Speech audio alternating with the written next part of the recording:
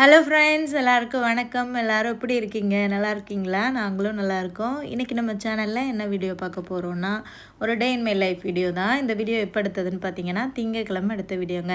அதை தான் நான் இன்றைக்கி உங்கள் கூட எடிட் பண்ணி ஷேர் பண்ணுறேன். இப்போ வாங்க வீடியோக்குள்ளே போகலாம். அதுக்கு முன்னாடி நம்ம சேனலை பார்த்துட்டு நிறைய பேர் சப்போர்ட் பண்ணுறீங்க, சப்ஸ்கிரைப் பண்ணுறீங்க. எனக்கு சப்போர்ட் பண்ணி சப்ஸ்கிரைப் பண்ணுற எல்லா நல்ல உள்ளங்களுக்கும் ரொம்ப ரொம்ப நன்றிங்க. இப்போ வீடியோக்குள்ளே போகலாமா? ஸோ திங்கட்கிழமை காலையில் எனக்கு டே 5 மணிக்கெலாம் ஸ்டார்ட் ஆகிடுச்சு. ஏன்னா பசங்களுக்கு ஸ்கூல் பார்த்திங்களா, அதனால் 5 மணிக்கே எழுந்திரிச்சு சமைக்க ஆரம்பிச்சிருவேன். அன்றைக்கி காலையிலே நான் பிரியாணி தான் பண்ணேன். நான் ஷார்ட்ஸில் கூட உங்ககிட்ட சொல்லியிருந்தேன் பார்த்திங்களா, அதை வந்து பிரியாணி கேட்டான், அவனுக்காக தான் காலையிலே பண்ணேன்னு சொல்லிட்டு. அதுக்கு முதல் நாள் ஞாயிற்றுக்கிழமை நாங்கள் வெளியில் ஒரு பார்க்குக்கு போயிருந்தோம், அந்த வாட்டர் வில்லேஜ் போயிருந்தோம். ஸோ அங்கே கொஞ்சம் நேரம் அப்படியே சுற்றி பார்த்துட்டு அந்த பார்க்கில் அந்த பபுள்ஸ் விடுறதெல்லாம் வாங்கி உட்காந்து விளையாண்டுட்டு இருந்தோமா.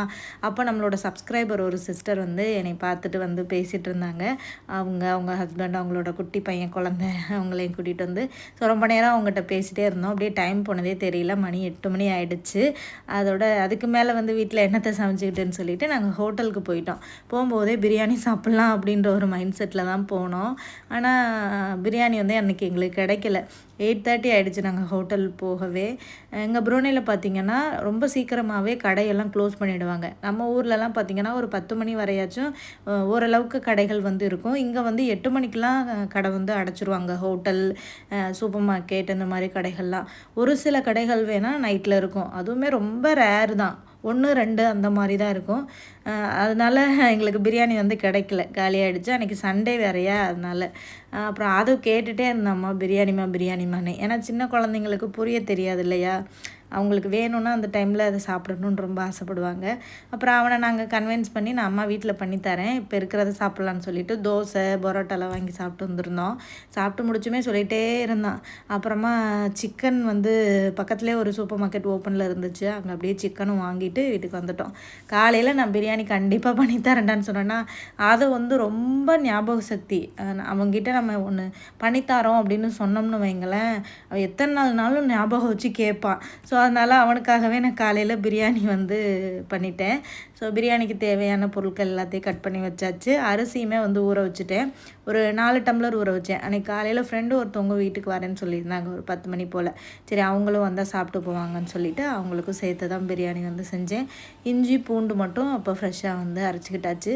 பிரியாணி சாப்பிட்டே ரொம்ப நாள் ஆயிடுச்சு. பிரியாணி செஞ்சே கிட்டத்தட்ட 1 மாதம் இருக்கும். நான் பிரியாணி வீட்டில் செய்யவே இல்லை. ஏன் செய்யலைன்னா, ஹஸ்பண்ட் வந்து வெயிட் லாஸ் பண்ணிகிட்டு இருந்தாங்களா, அதனாலேயே வந்து பிரியாணி செய்யலை. நமக்குன்னு செஞ்சாலும் அவங்களும் சாப்பிட்ருவாங்க அப்படின்னு சொல்லிட்டு, இந்த மாதிரி பிரியாணிலாம் பண்ணாத, சோறு வடித்தே எனக்கு கொடு, அப்போ தான் வந்து வெயிட் லாஸ் கொஞ்சம் ஈஸியாக நடக்கும் அப்படின்னு சொன்னாங்க. அதனாலேயே பண்ணலை. பட் குழந்தைங்களுக்கு பண்ணி கொடுக்கணும் இல்லையா, அதனால் இனிமேல் வந்து அவங்க சாப்பிடாட்டாலும் பசங்களுக்கு மட்டும் கொஞ்சம் பண்ணி கொடுக்கலாம் அப்படின்ட்டு தான் அன்றைக்கி வந்து பண்ணேன். ரொம்ப நல்லா சாப்பிட்டான். அது காலையில் ஸ்கூல் போகும்போது ரைஸ் அவ்வளோக்கா கொடுக்க மாட்டேன், ஏதாவது டிஃபன் தான் பண்ணுவேன். அன்றைக்கி காலையிலே பண்ண உடனே எந்திரிச்ச உடனே அம்மா பிரியாணி பண்ணிட்டேன்டா அப்படின்னு சொன்னோடனே அவனுக்கு ரொம்ப ஹாப்பி. நல்லா சாப்பிட்டு போனான். போகும்போது சொல்லிட்டும் போனான், நான் மதியம் வந்து சாப்பிடுவேம்மான்னு, நான் நிறைய பண்ணி வச்சுருக்கேன், உனக்காக இருக்கும், நீ மதியம் வந்து சாப்பிடுன்னு சொல்லிட்டு. அவனுக்கு பிடிச்ச சாப்பாடுனா அவனே கையால் எடுத்து சாப்பிட்டுக்குருவான். அவனுக்கு பிடிக்காத சாப்பாடுனா தான் நம்ம வந்து எடுத்து ஊட்டுற மாதிரி இருக்கும். ரொம்ப பிடிச்ச சாப்பாடுன்னு பார்த்திங்கன்னா இந்த பிரியாணி தான். ஆனால் அந்த பிரியாணியில் காரம் வந்து கொஞ்சம் மைல்டாக போட்டு பண்ணணும், காரமே இருக்கவே கூடாது. ஆனால் டேஸ்ட்டு நல்லா இருக்கணும். அந்த மாதிரி பண்ணி கொடுத்தா தான் சாப்பிடுவானுங்க. காரமாக இருந்தால் தொடவே மாட்டானுங்க. ஸோ அந்த மாதிரி தான், காரம் இல்லாமல் தான் நான் வந்து பண்ணினேன். இப்போ குக்கரில் வந்து ஆயில் ஊற்றிக்கிட்டேன். கொஞ்சமாக தான் ஆயில் வந்து சேர்த்துக்கிட்டேன். ஏன்னா எந்த ரெசிபியாக இருந்தாலும் ஆயில் நம்ம எந்த அளவுக்கு சேர்க்குறோமோ, ஆயில் நிறைய ஊற்றினா டேஸ்ட்டு நல்லா தான் இருக்கும். ஆனால் அந்த சாப்பாடோட கேலரி வந்து ரொம்ப அதிகமாயிரும்.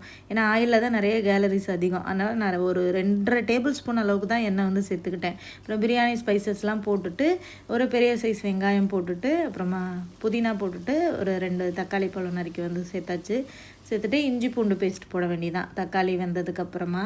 ஸோ எப்பவும் போல் பண்ணுற பிரியாணி மாதிரி தான், ரொம்ப ஸ்பெஷல் ஒன்றும் இல்லை. எக்ஸ்ட்ரா தேங்காய் பால் ஊற்றி பண்ணோன்னா டேஸ்ட் ரொம்ப நல்லாயிருக்கும். அன்றைக்கி காலையில் 5 மணிக்கெலாம் தேங்காய் பால் எடுக்கிற அளவுக்கு எனக்கு பொறுமை இல்லை. ப்ரிப்ரேஷன் இந்த மாதிரி பண்ணி வச்சோன்னா காலையில் சமைக்கிறதுக்கு ரொம்ப ஈஸியாக இருக்கும். பட் நான் எப்போவுமே அதை பண்ண மாட்டேன். என் ஹஸ்பண்ட் அந்த மாதிரி பண்ணாத, அப்போவே எல்லாத்தையும் ரெடி பண்ணு அப்படின்னு சொல்லுவார். ஸோ அந்த மாதிரி பண்ணும்போது டைம் மேனேஜ் பண்ணுறது ரொம்ப ரொம்ப கஷ்டம். அதுவும் காலை அப்படின்ற போது அன்றைக்கி நான் கடகடன்னு தான் பண்ணேன். பசங்களை ஸ்கூலில் அனுப்புறதுக்குள்ளே நான் பிரியாணி மட்டும்தான் பண்ணேன். அவங்கள அனுப்பி வச்சுட்டு தான் அந்த வெண்டைக்காய் புளிமண்டியே பண்ண ஆரம்பித்தேன். ஏன்னா பிரியாணி பண்ணுறதே எனக்கு 1 மணி நேரம் பக்கம் டைம் எடுத்துருச்சு. தக்காளி வெந்ததுக்கப்புறமா இஞ்சி பூண்டு பேஸ்ட்டு போட்டு நல்லா மிக்ஸ் பண்ணிவிட்டேன். மசாலா பொடின்னு பார்த்தீங்கன்னா மிளகாய் பொடி 1 டேபிள் ஸ்பூன் சேர்த்துக்கிட்டேன், மல்லிப்பொடி 1 டேபிள் ஸ்பூன், அப்புறம் வீட்டிலையே அரைச்சி வச்சுருக்க பிரியாணி மசாலா 1 டேபிள் ஸ்பூன், அவ்வளோதான். ஸோ இந்த மசாலாவே போதுமானது. கடையில் கரம் மசாலா வாங்கி யூஸ் பண்ணாதீங்க. வீட்டிலையே நம்ம பிரியாணிக்கு என்னென்ன ஸ்பைசஸ்லாம் போடுவோமோ அது எல்லாத்தையும் லைட்டாக ரோஸ்ட் பண்ணிவிட்டு மிக்சியில் போட்டு அடித்து பவுடராக வச்சுக்கோங்க. கடையில் வாங்கி யூஸ் பண்ணுற கரம் மசாலா விட நம்ம ரெடி பண்ணுறது ரொம்ப சூப்பராக இருக்கும். நான் முன்னாடியெல்லாம் கடையில் தான் வாங்கி யூஸ் பண்ணிகிட்டு இருந்தேன் பிரியாணி மசாலா, கரம் மசாலான்னு சொல்லிட்டு. ஒரு வீடியோவில் தான் பார்த்தேன், இந்த மாதிரி மசாலாலலாம் பார்த்திங்கன்னா அதிகமாக ப்ரிசர்வேட்டிவ்ஸ் கலக்கிறாங்களா, ஏன்னா அது கெட்டு போகாமல் இருக்கிறதுக்கு. அதனால் நம்மளே வீட்டிலையே எல்லா ஸ்பைசஸுமே நமக்கு கிடைக்கிது ஈஸியாகவே. அதையே வாங்கி நம்ம ஒரு வறுத்துட்டு பொடி பண்ணி வச்சுக்கிட்டாலே நமக்கு வந்து ரொம்ப நாளைக்கு வரும். ஸோ கொஞ்சம் வேலை சிரமம் பார்க்காம இந்த மாதிரி பண்ணி வச்சுட்டோன்னா கொஞ்சம் நம்ம ஹெல்த்துக்கு நல்லது தானே. அதனால் அந்த மாதிரி தான் நான் ஃபாலோ பண்ணிகிட்ருக்கேன். அதுக்கப்புறம் சிக்கன் வெந்ததுக்கப்புறமா பிரியாணிக்கு தேவையான அளவுக்கு தண்ணி ஊற்றிட்டேன். 1 கப்பு அரிசிக்கு 2 கப் அளவுக்கு தண்ணி ஊற்றிட்டு உப்பு போட்டு கொதிக்க வச்சுட்டு அரிசியை வந்து போட்டுற வேண்டியதான். ஒரு சிஸ்டர் யூடியூப்பில் என்ன கமெண்ட் பண்ணியிருந்தாங்கன்னா, ஏதாவது ஆன்லைன் ஜாப் இருந்தால் சொல்லுங்கள் சிஸ்டர், எங்கள் குடும்பத்தில் கொஞ்சம் கஷ்டமாக இருக்குது, ஹஸ்பண்ட் மட்டும்தான் வேலைக்கு போகிறாங்க, அவங்க சம்பாதிக்கிற காசு வந்து குடும்பத்தை நடத்தவே போதுமானதாக இருக்குது, நிறைய செலவுகள் இருக்குது, என்னால் வேலைக்கும் போக முடியல, சின்ன குழந்தையா இருக்கிறதுனால விட்டுட்டு போகிறதுக்கும் ஆள் இல்லை, வீட்டில் இருந்தே ஏதாவது வேலை பண்ணுற மாதிரி ஆன்லைன் ஜாப் இருந்தால் சொல்லுங்கள் அப்படின்னு வந்து கேட்டிருந்தாங்க. அந்த ஆன்லைன் ஜாப் அப்படின்றது பார்த்திங்கன்னா நிறைய இடத்துல ஏமாத்துறாங்கங்க. ஸோ அதனால் எது வந்து நம்பிக்கையாக இருக்கோ அதை மட்டும்தான் நம்ம வந்து பண்ண முடியும். சில பேர் வந்து காசு கேட்ட சொல்லுவாங்க, 500 1000 கெட்டுங்க, அதுக்கப்புறம் உங்களுக்கு நாங்கள் வேலை தரோம், நீங்கள் 3000 4000 1 மணி நேரத்துலேயே சம்பாதிக்கலாம் அப்படின்னு சொல்லுவாங்க. இன்னும் சில பேர் வேலையை வாங்கிட்டு காசு கொடுக்க மாட்டாங்க. இந்த மாதிரி ஆன்லைனில் இப்போ இருக்கிற காலகட்டத்தில் நிறைய ஏமாத்துறாங்க. ஏன் என்னோடய யூடியூப் அதாவது என்னோடய யூடியூப்பில் ப்ரமோஷன் பண்ண சொல்லி எனக்கே இமெயில் பண்ணுவாங்க சில பேர்.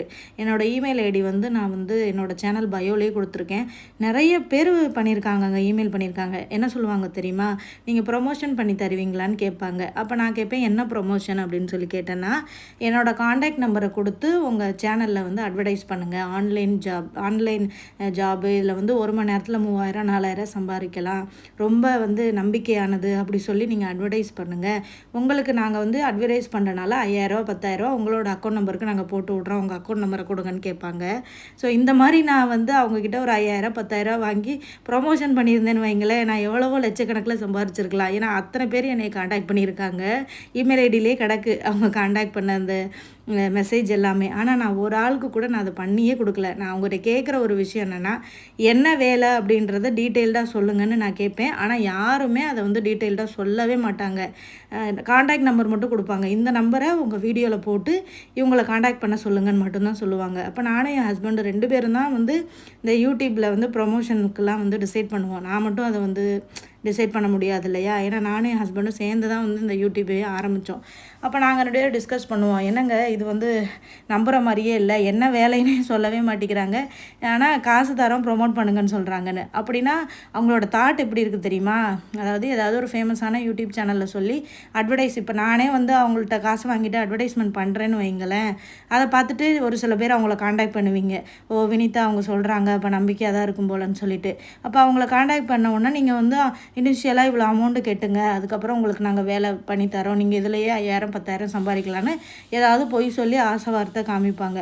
அதை நம்பி என்னையை நம்பி நீங்கள் காசை கட்டிட்டு ஏமாந்துட்டிங்கன்னா கடைசியில் யாரை தப்பாக நினைப்பீங்க, அவங்க யாருன்னே தெரியாது, அவங்கள தப்பாக நினைக்க மாட்டீங்க. ஆனால் நான் சொல்லி கொடுத்த நான் தான் வந்து ரொம்ப கெட்டவளாக தெரிவேன். ஸோ அதனால் இப்படியெல்லாம் சம்பாதிக்கவே கூடாது. நான் வந்து இந்த மாதிரி ப்ரொமோஷனுக்கு காண்டாக்ட் பண்ணாங்கன்னா முதல்ல என்ன வேலை அப்படின்றத சொல்லுங்கள், அவங்களுக்கு எவ்வளோ சம்பளம் கிடைக்குன்றத உண்மையை சொல்லுங்கன்னு கேட்பேன். அதுக்கப்புறம் அவங்க ரிப்ளையே பண்ண மாட்டாங்க. ஸோ இந்த மாதிரியான ஏமாத்துறவங்க நிறைய பேர் இருக்காங்கங்க. உழைச்சி சம்பாதிக்கிறவங்கள விட ஏமாற்றி சம்பாதிக்கிறவங்க தான் இந்த காலத்தில் நிறையா இருக்காங்க. ஸோ இந்த ஆன்லைன் ஜாப் அப்படின்றது முக்கால்வாசி வந்து ஏமாத்துகிற வேலையாக தான் இருக்குது.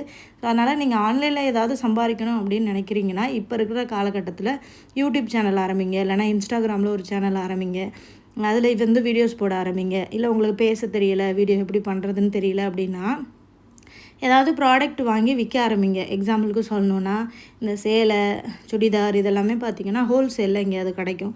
அதை வாங்கிட்டு வந்து ஆன்லைன்லேயே நீங்கள் வந்து ஒரு சேனல் ஆரம்பித்து அதை நீங்களே ஒரு சாரியாக இருந்தால் கட்டி காமிச்சு விற்கலாம். இந்த மாதிரி எத்தனையோ பெண்கள் வந்து ஆன்லைனில் யூஸ் பண்ணிக்கிறாங்க. இல்லைனா சத்து மாவு ரெடி பண்ணி விற்கலாம், மிளகா பொடி ரெடி பண்ணி விற்கலாம். அந்த மாதிரி எக்கச்சக்கமாக வந்து பண்ணலாங்க.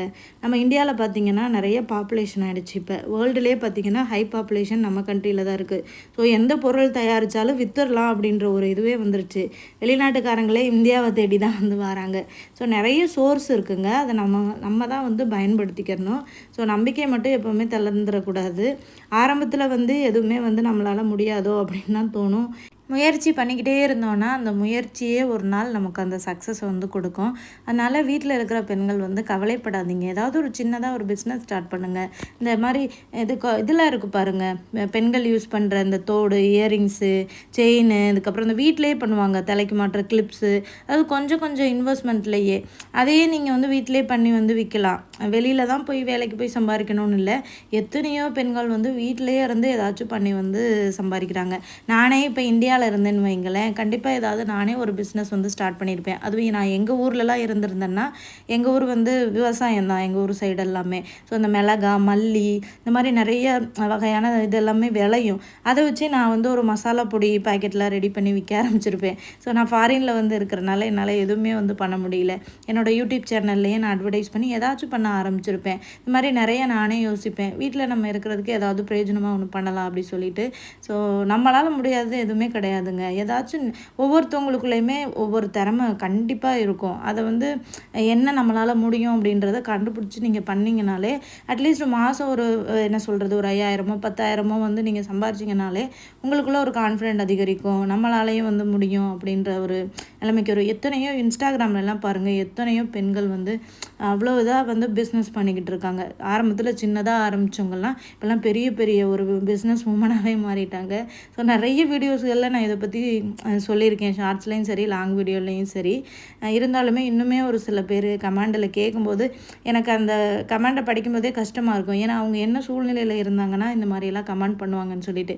ஏன்னா நானுமே அந்த சூழ்நிலையில் இருந்திருக்கேன் இல்லையா. அதனால தான் சரி நம்ம இந்த வீடியோவில் ஏதாவது ஒரு சில வார்த்தைகள் சொல்லும்போது அவங்களுக்கு ஒரு மோட்டிவேஷ்னலாக இருக்கும், ஏதாச்சும் அவங்க முயற்சி பண்ணுவாங்க அப்படின்றதுனால வந்து நான் இந்த வீடியோவில் ஷேர் பண்ணுறேன். அதனால் ஆன்லைனில் ஒரு சில யூடியூபர்கள்லாம் பார்த்திங்கன்னா இப்போ நானாக கண்டு இதெல்லாம் தப்பு, சும்மா காசை வாங்கிட்டு போலியாக இருக்கிறத ப்ரொமோட் பண்ணக்கூடாதுன்னு ஒரு மனசாட்சிக்கு விரோதமாக நான் அதை பண்ணுறதில்ல. என்ன மாதிரி எல்லோரும் இருக்க மாட்டாங்க. ஒரு சில பேரெல்லாம் நான் பார்த்துருக்கேன், சும்மா காசு வாங்கிட்டு இதை காண்டாக்ட் பண்ணுங்கள் அதை காண்டாக்ட் பண்ணுங்கள்லாம் சொல்லியிருக்காங்க. ஸோ அதை பார்த்துட்டு எத்தனை பேர் அதை காண்டாக்ட் பண்ணி ஏமாந்து போனாங்கன்னு தெரியல. அதனால் வந்துட்டு விசாரித்து, அதாவது இந்த ஆன்லைன் ஜாப் இந்த மாதிரிலாம் வந்து கேட்டாங்கன்னா விசாரிச்சுட்டு காசை வந்து கொடுங்க. சும்மா கேட்குறாங்கன்னு கொடுத்துட்டு ஏமாந்துட்டு உட்காராதீங்க. ஸோ அதை தான் ஷேர் பண்ணணும்னு நினச்சேன். ஸோ பிரியாணியும் பண்ணி முடிச்சாச்சு, வெண்டைக்காய் புளி மண்டியும் பண்ணி முடிச்சாச்சு. வெண்டைக்காய் புளி மண்டி எப்படி பண்ணேன்னு பார்த்தீங்கன்னா, வெண்டைக்காவையும் மாங்காவையும் கட் பண்ணி வச்சுக்கிட்டேன். அப்புறம் வெள்ளை சுண்டல் இருக்குல்ல, அதை ஊற வச்சுருந்தேன். அதை குக்கரில் போட்டு ஒரு 4-5 விசில் போட்டு வேக வச்சு தனியாக எடுத்துக்கிட்டேன். நம்ம புளிக்குழம்பு எப்படி பண்ணுவோம் அதே மாதிரி தான். கடாயில் எண்ணெய் ஊற்றிட்டு வெந்தயம், சீரகம், அப்புறமா வந்து கடுகு உளுந்து போட்டு பொரிய விட்டுட்டு காஞ்ச மிளகாய் போட்டுட்டு அது பொரிஞ்சதுக்கப்புறமா வெங்காயம் போட்டு வதக்கி விட்டுட்டு அதுக்கப்புறம் நம்ம நறுக்கி எடுத்து வச்சுருக்க வெண்டைக்காயும் போட்டு வதக்கிடணும். வெண்டைக்காய் கொஞ்சம் வெந்ததுக்கப்புறமா மாங்காய், அப்புறம் புளித்தண்ணி அதை ஊற்றி மசாலா பொடின்னு பார்த்திங்கன்னா மிளகாய் பொடி, மல்லிப்பொடி, மஞ்சள் பொடி, உப்பு போட்டு மிக்ஸ் பண்ணி விட்டுட்டு கொஞ்சம் தண்ணி தான் ஊற்றணும், நிறைய ஊற்றக்கூடாது. ஃபைனலாக இறக்கும்போது நம்ம வேக வச்சு அந்த கொண்டக்கடலையை போட்டு மிக்ஸ் பண்ணிவிட்டு இறக்கணுன்னா வெண்டைக்காய் புளி மண்டி ரெடி. ரொம்ப சூப்பராக இருந்தது. பிரியாணியை கூட வச்சு சாப்பிட்றதுக்கு லெமன் ரைஸு, புளி சோறு, இந்த மாதிரி தயிர் சோறு இது எல்லாத்துக்குமே வச்சு சாப்பிட்லாம். கூடவே வந்து முட்டையும் வந்து அவிச்சிட்டேன். ஸோ பிரியாணி சாப்பிடும்போது முட்டை இல்லைன்னா இப்படி. அப்புறம் பசங்களுக்கு காலையிலேயே ஊட்டி வந்து அமுச்சு விட்டுட்டேன். அதுக்கப்புறமா நான் வந்து ஒரு 10 மணி போல் தான் சாப்பிட்டேன். ஒரு ஃப்ரெண்டு வீட்டுக்கு வராங்கன்னு சொல்லியிருந்தேன் பார்த்திங்களா, அவங்களோட சேர்ந்து சாப்பிட்லான்னு நானும் வெயிட் பண்ணிகிட்டு இருந்தேன். ஹஸ்பண்டும் சாப்பிட்டுட்டு வந்து வேலைக்கு வந்து கிளம்பிட்டாங்க. அப்புறம் ஃப்ரெண்டு வந்ததுக்கப்புறமா அவங்களோட சேர்ந்து உட்காந்து சாப்பிட்டேன். நான் வீடியோ எடுக்கலை, ஏன்னா எல்லாரையும் வீடியோவில் வந்து காமிக்க வேண்டாம். ஒரு சில பேருக்கு வீடியோவில் இன்ட்ரெஸ்ட் இருக்கும், ஒரு சில பேருக்கு வீடியோவில் இன்ட்ரெஸ்ட் இருக்காது. ஸோ சில பேர் வந்து கேட்குறாங்களே அப்படின்றதுனால வீடியோவில் வந்து வருவாங்க, நம்ம ஏதாவது நினச்சிக்கிறோமான்ட்டு. அதனால் நம்ம வீட்டை தவிர வேறு யாரையும் வீடியோவில் ரொம்ப காமிக்க வேண்டாம் அப்படின்ட்டு தான் நான் வீடியோவில் வந்து காமிக்கலை. அப்படியே பேசிக்கிட்டே 2 பேரும் அப்படியே சாப்பிட்டோம். ரொம்ப நாள் கழித்து ஃப்ரெண்டோடு சேர்ந்து உட்காந்து சாப்பிட்டது மனசுக்கு சூப்பராக இருந்தது. அவ்வளோதாங்க இந்த வீடியோ. நெக்ஸ்ட் வீடியோவில் பார்க்கலாம். Bye bye.